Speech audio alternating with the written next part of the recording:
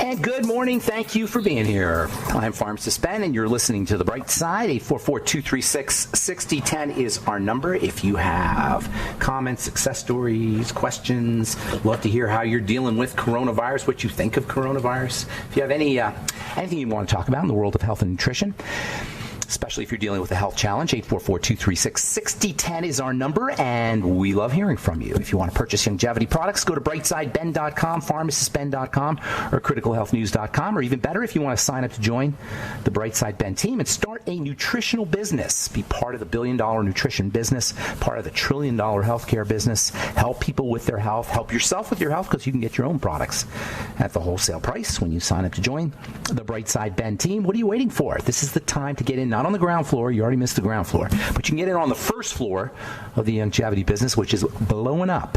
Checks have been huge the last 2 months, and I anticipate that will continue. If you're interested in having a side hustle, or if you're interested in a full-time gig, it doesn't matter.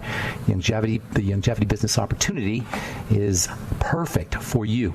866-735-2470 if you want more info, or click on the Join the Team link at brightsideben.com, pharmacistben.com, or criticalhealthnews.com. And then don't forget to take a look at our Truth Skin Health products at truthtreatments.com, truthtreatments.com. We have a guest coming up at the bottom of the hour, Oleg Konovalov. Oleg Konovalov is a author and a business educator and a consultant, and he's going to talk about leaderology. That's actually the title of his latest book, Leaderology. I'm very fascinated with the concept of leadership.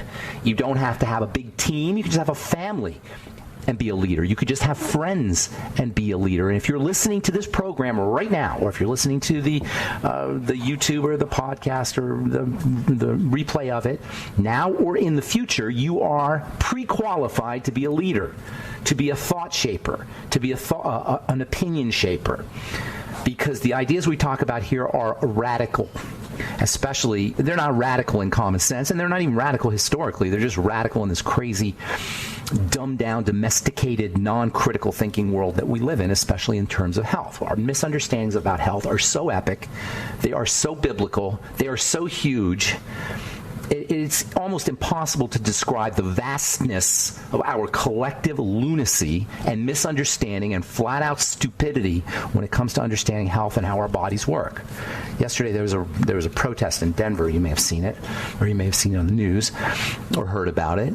And there are protests going on all over the country now about people. People are just kind of tired of being stuck in the house. And I think they're tired of being stuck in the house. First of all, they're sick of it. Second of all, they resent it. And third of all, nobody really sees anybody who's sick. I've asked all my friends. I don't know anybody who's sick. I asked my friends, do you know anybody who's sick? Nobody knows anybody who's sick.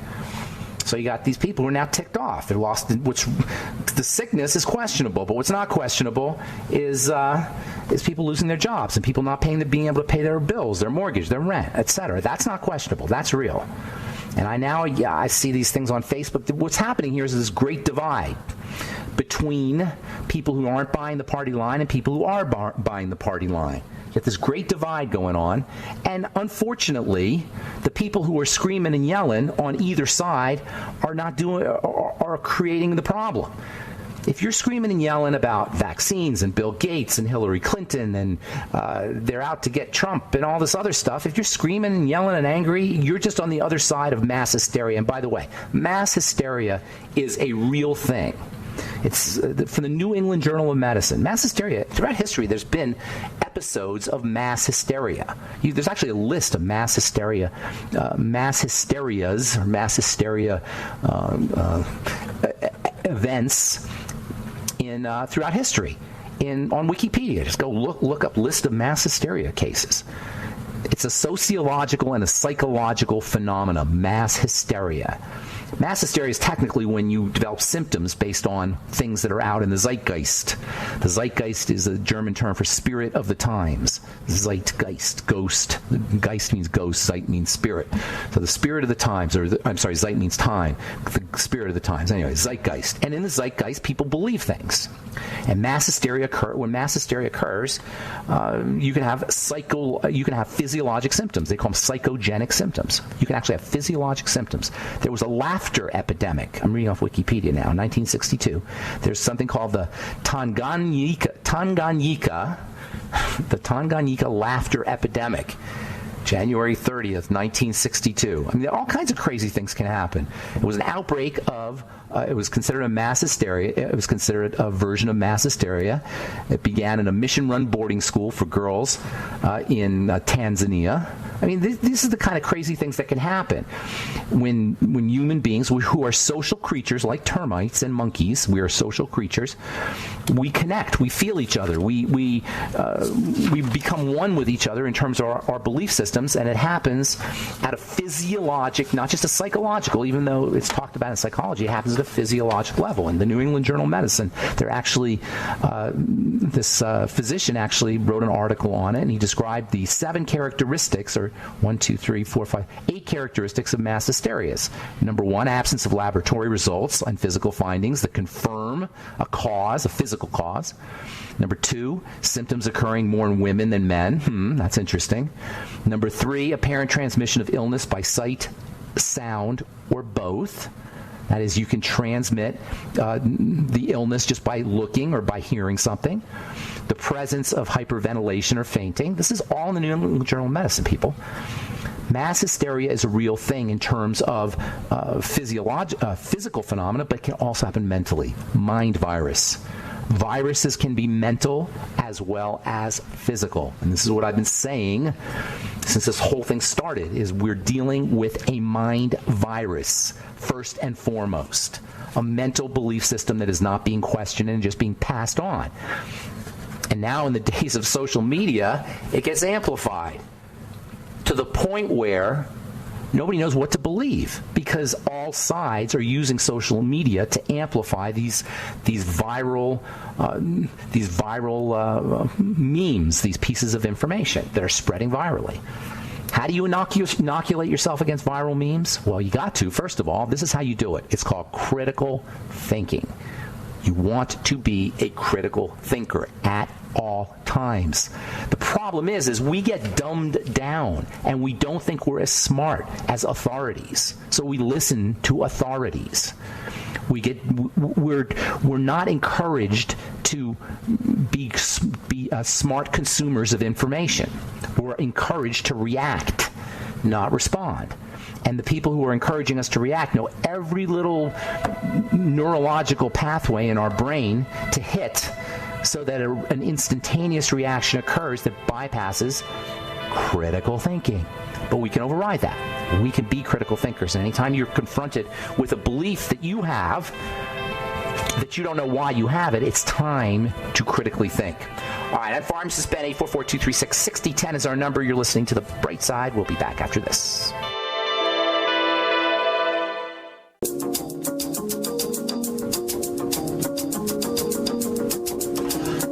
We are back on The Bright Side. Pharmacist Ben here. 844-236-6010 is our number. We'll get your calls this segment. We have Oleg Konovalov, and the website is olegkonovalov.com, Konovalov, Konovalov. He's the author of a book, Leaderology, which is something that I'm fascinated with, and I'm, as I said before, as I said earlier, if you're listening to this program, you're pre-qualified to be a leader. You probably are already a leader. I know I talk to a lot of you guys. You have your own Facebook pages and your own groups. And, you know, the world needs leadership now. And benevolent leadership, intelligent leadership. Not the kind of leadership that falls prey to and falls victim to mimetic infection, to memes that are being passed through. A meme is something you believe in, and when you ask yourself, or somebody asks you why you believe it, you don't know. You just say, I do, I believe it. That's a meme. When you have no data to back up your belief, you rest assured you've been infected. Or if you have not looked at all the data, if you have skewed data, if you have only one type of data. Do you know this whole pandemic that we're dealing with now is largely based on statistical modeling from one particular source, the Imperial College of London? They did this statistical modeling thing where they just plugged information in, somehow came out with millions of people dying. That's when this whole thing became really a huge problem. We don't examine all the data. You got to examine everything, even data that contradicts what you have to say, and you got to weigh it. It's a science. It's an art form and a science to draw conclusions, to draw healthy conclusions, to draw accurate conclusions. It's a science as well as an art, because there's stuff that you have to use your spidey sense with. You have to use your intuition with, and you have to know when something's your intuition or it's just something that you believe because everybody else told you. Mass hysteria. You're following along with the crowd. Do you know there was a mass hysteria event where nuns started to, this was in France in the Middle Ages, nuns started meowing. One of the nuns started meowing like a cat, and soon after all the other nuns followed, and all the nuns collectively meowed at a specific time, which drove everybody in the town crazy. Later, the army warned them and threatened to beat them with rods if they didn't stop meowing. That's a classic example of mass hysteria. These are things the mind is capable of doing. These are things that we are capable of synthesizing and fabricating cloth. Meowing. There's one of dancing. There was a mass hysteria of dancing. What is this one? This one is when people couldn't stop dancing. The dancing plague took place in 1518. All right, enough of that. I'll get your calls here in just a second. I want to read this article I think is relevant. Alcohol toxicity, the effect of curcumin and N-acetylcysteine. Curcumin and N-acetylcysteine. Curcumin is derived from turmeric, and it is one of the all-time greats. If you want a healthy way to boost your immune system, simple healthy way to boost your immune system, just buy turmeric root and nibble on it. Just nibble on it. It's a beautiful looking piece of botanical structure. It's got this very fascinating shape. But when you break it, it is so beautiful inside. It's got this yellow color that is carotenoid. Very important for the eyes. Very important for the skin. And very important for stress management. This is where the phytonutrients like the carotenoids and the flavonoids become really, really important. They help modulate stress as indicated by electronic energy. These flavonoids and carotenoids and other phytonutrients have an ability to dampen electrical energy. They are, and I'm being very... kind of being a little bit simplistic here, but you just think of sparks flying off a fire. Well, these phytonutrients have an ability to dampen those sparks, to attract those sparks, to somehow keep things from overheating inside a cell. And that's what curcumin does, par excellence. Nibble on it. Now, if you really want to go all out in your curcumin absorption, use pepper with your curcumin, black pepper. You might not want to nibble on that, but when you're making a turmeric product, and you're using turmeric, throw in some black pepper, especially if you're using it not just for the spice, but you're using it for nutrition. Isn't that interesting? The spice, some people use the same thing used as a spice is one of the most powerful nutritional substances you could ever use. That's one of the neat things about spices, by the way. There's some seriously powerful medicinal spices. Turmeric comes to mind first, but cinnamon is also a really, really powerful nutritional spice, as is sage and rosemary. And there's lots of different ones. In Indian medicine, they take advantage of these spices as therapeutic and medicinal for medicinal therapeutic intervention. All right, 844-236-6010. Let's go to Carl, the Truth Raider. Good morning, Carl. What's up, man? Thank you for calling. Appreciate you. Hey, very well, morning, Ben. Hey, yes, sir. I just wanted to complete what I was trying to get out last week, but we ran out of time. I think that more than likely we were atmospherically sprayed over the ocean, and then it came on shore. Probably atmospherically sprayed, like from a plane, you're saying? Yes, from about September, October. We probably did it for several months before somebody. Well, I like the story. It sounds like a good story, but you guys show me some proof of that. I want to get one more call in, Carl. You want to add something in there? Yeah, TruthTreatmentSystems.com. Ben, is that in there? Truth Treatment Systems. It's Truth Treatments. Thank you, Carl. I appreciate that. It's TruthTreatments.com. Yep. Truth Treatments. What are you using? Which one are you using? Anything now?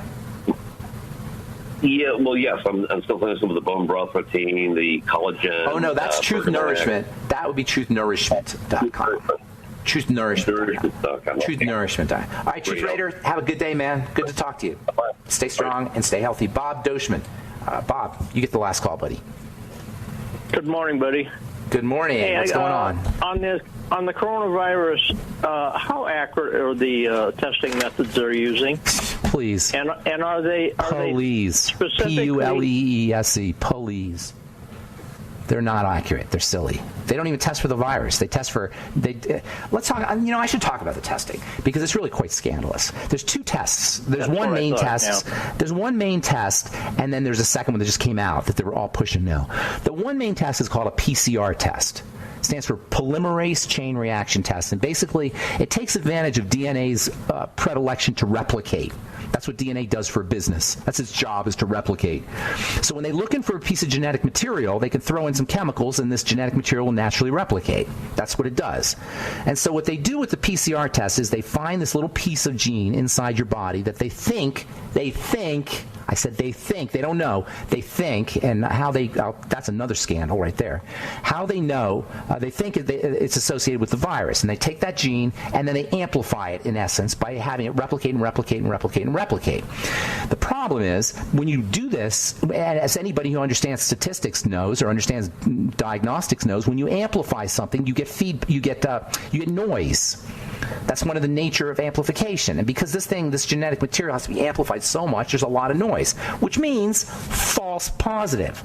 Even the guy who invented the test said it shouldn't be used as the only diagnostic tool because it has literally been shown to be 80% false positive. What is that? That means 4 out of 5 positives are false. The absurdity is so deep with this. There's more. We'll talk about this antibody test, too. We'll do that tomorrow. I hope I remember to do that tomorrow. Bob, call me tomorrow if I don't do it, because that is an important subject, this whole test thing. All right, we've got Oleg Konovalov coming up in the next segment. You're listening to The Bright Side. We'll be back after this.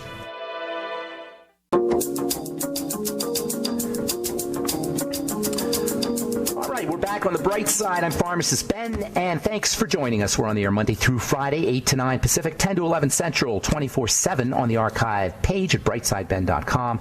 You can purchase longevity products at brightsideben.com, pharmacistben.com, and criticalhealthnews.com, and Truth Skin Health products at truthtreatments.com, and our Truth Nutritional Supplements at truthnnourishment.com.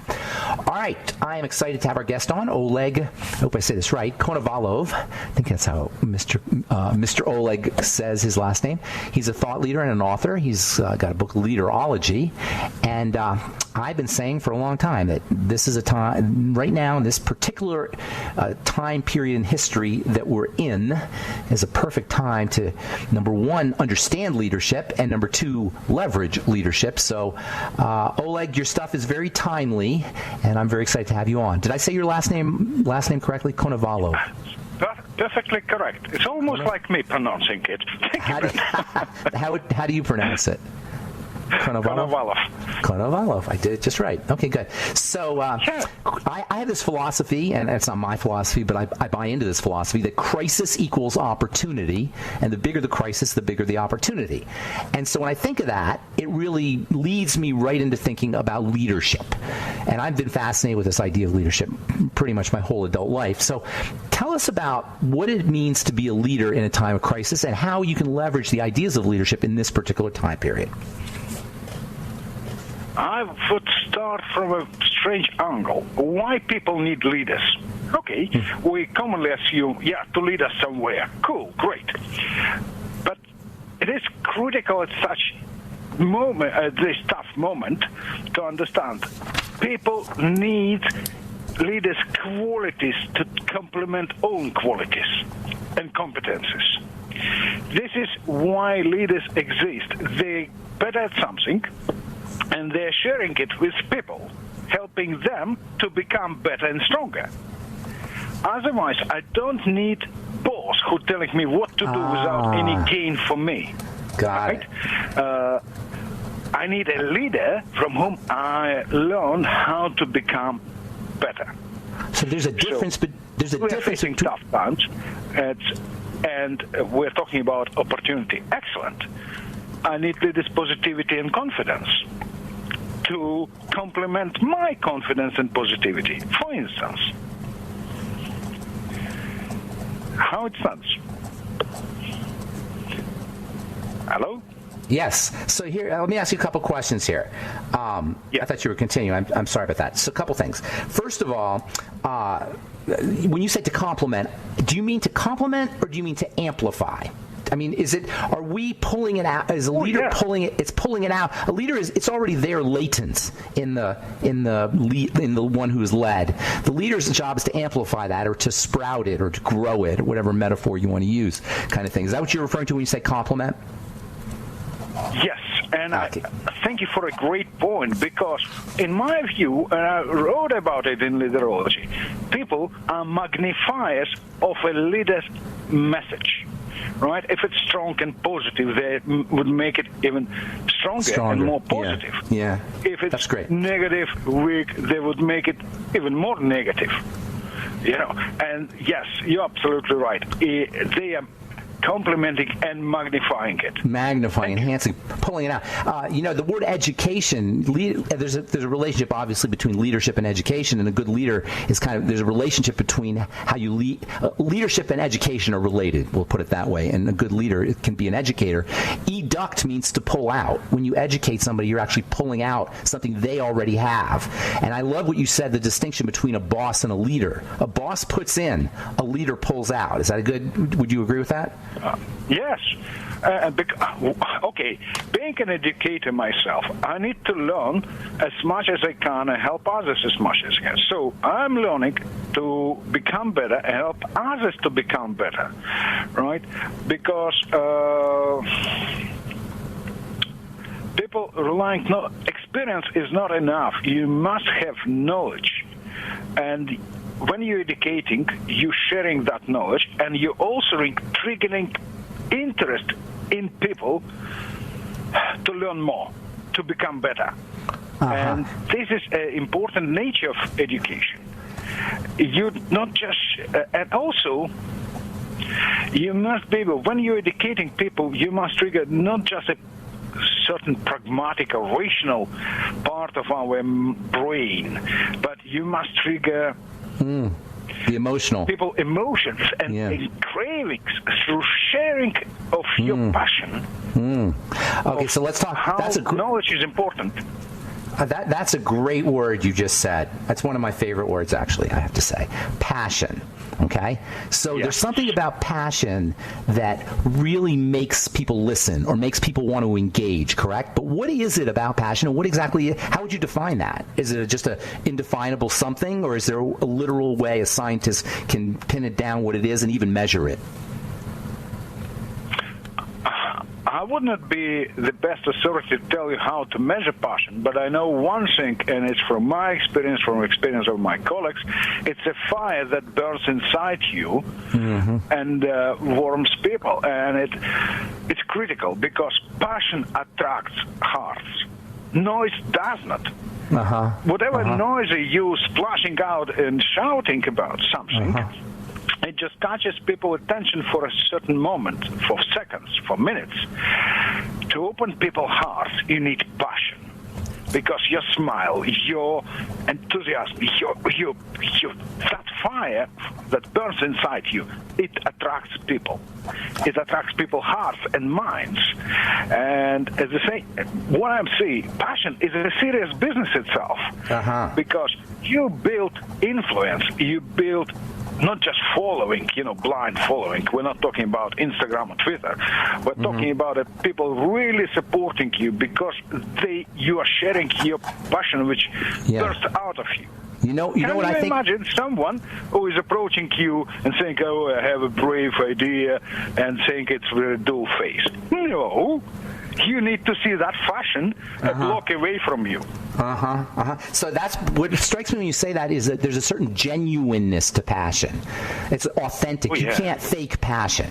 Like you can't pretend you're passionate about something, because just by being passionate, even if you're pretending, just by being passionate, you're going to be passionate. There's no way to fake it, correct? And I think that's what people see when they see passion. It's the most authentic way you can be. Exactly.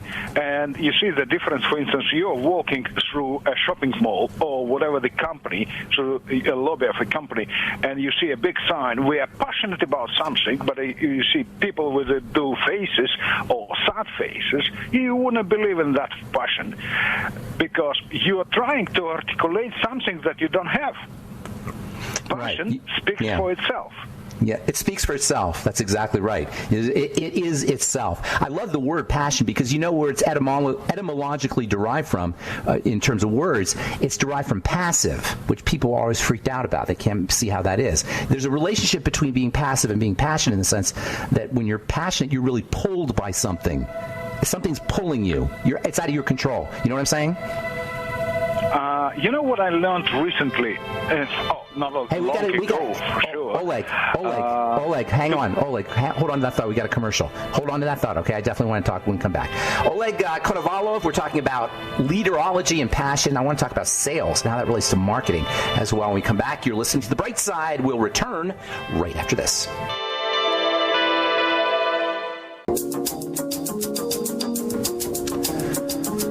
Okay, we are back on The Bright Side. Thanks for being here, friends. We're talking to Oleg Konovalov, olegkonovalov.com. That's a mouthful. OlegKonovalov.com. He's the author of many books, and we're talking about leaderology. Oleg, before we went to break, I was saying how passion is derived from the word passive and it implies being pulled, and you started to say something, and I cut you off, and I apologize for that. Passion. I just been. Thank you, Ben. I looked at a passion from very strange angle. At what moment we could gain passion? How it comes?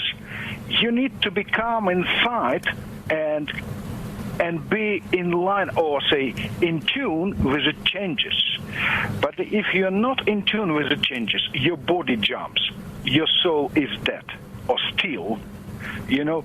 So passion is something which is completely attuned to the environment.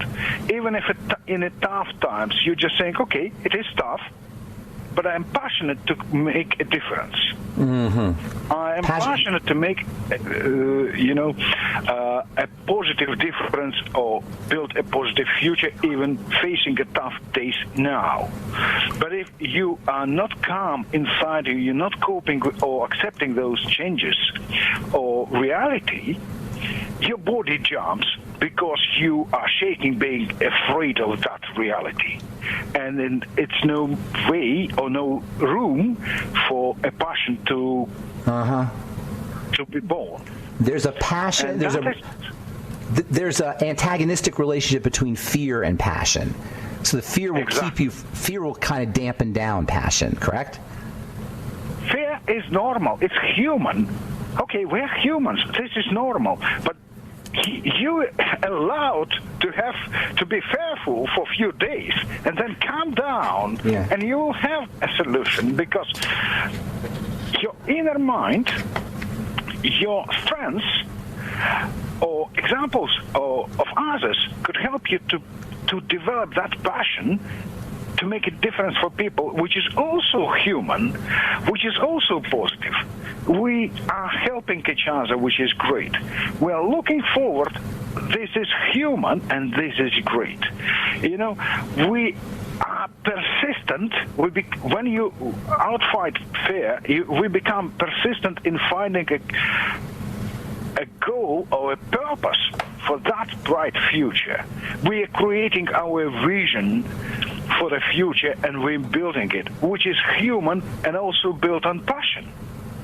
Passion is critical, because vision for the future is a huge, strong emotion itself, positive emotion, which is built on passion.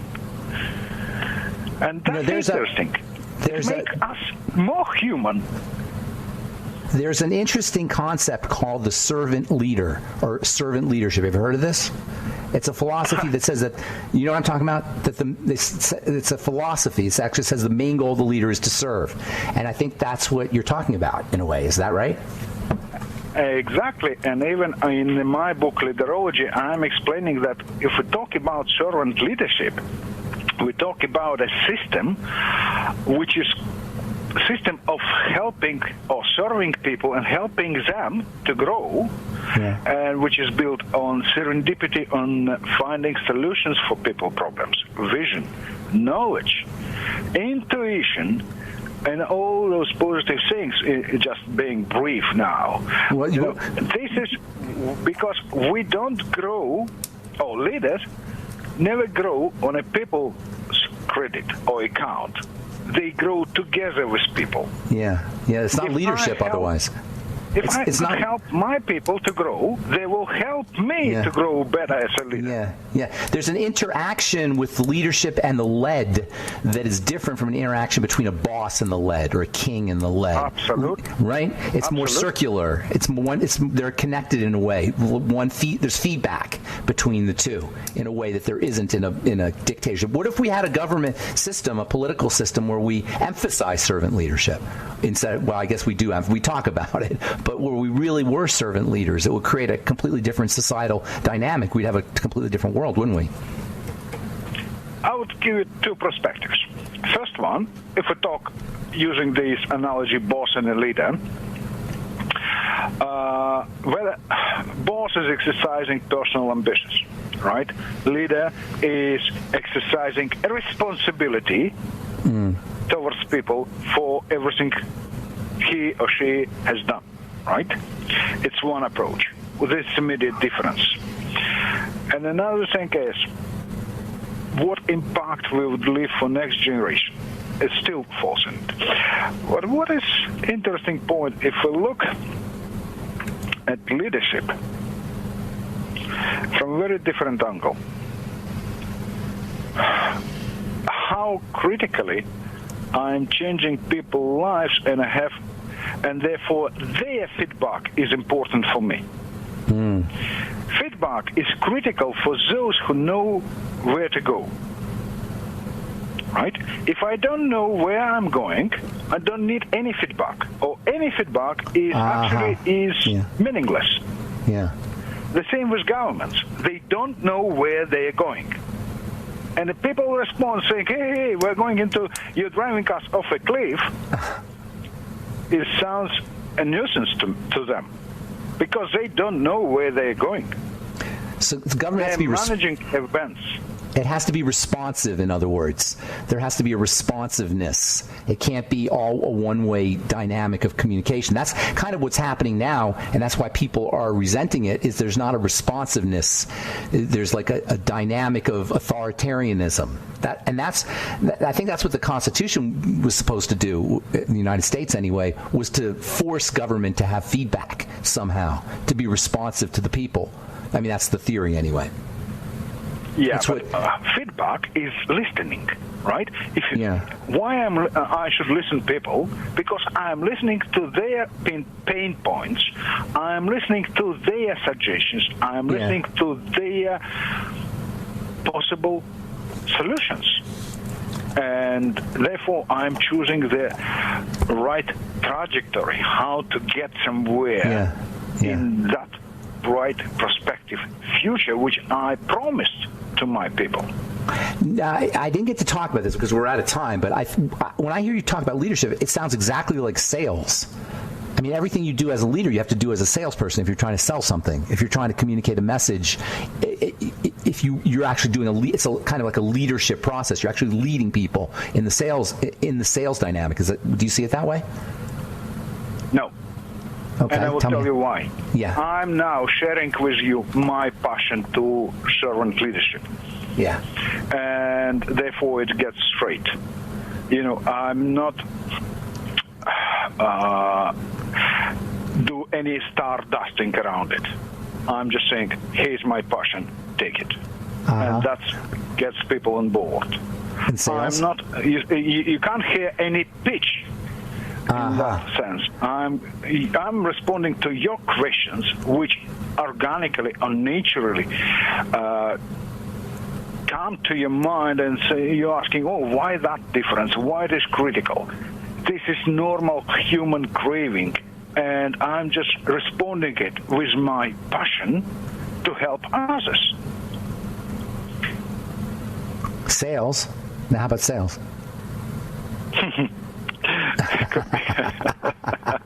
Okay, I can see you have a certain sense. You have a certain idea about sales. Real quick, we only have about a minute, but I definitely want to hear. What do you think about sales? What do you think about it? Sales. If you could we only have a minute. What people really need, you would be good at sales. This is what I believe. But and I also believe that sales must be really honest and fair. Otherwise, it's a promise of a rain, which would come or might not. Therefore, I'm quite careful with that. Probably I'm not the best in the sales. but Oleg, when you have an idea, you're selling it. I know there's kind of like a bad taste around sales because people are trying to sell something other people don't want. But if you spot a need and you can improve their lives, sales and leadership have a lot in common. It seems like to me. I wish we had more time. It's very fascinating. Oleg Konolov, thank you so much for being on the bright side. Appreciate it. He's got a really cool blog. Oleg has a really cool blog too. OlegKonovalov.com. OlegKonovalov. And his book is Leaderology. That's all the time we have for today. Thanks for listening to The Bright Side. I'm Pharmacist Ben. Have a wonderful, beautiful, awesome, spectacular day. We'll talk to y'all later. Bye for now.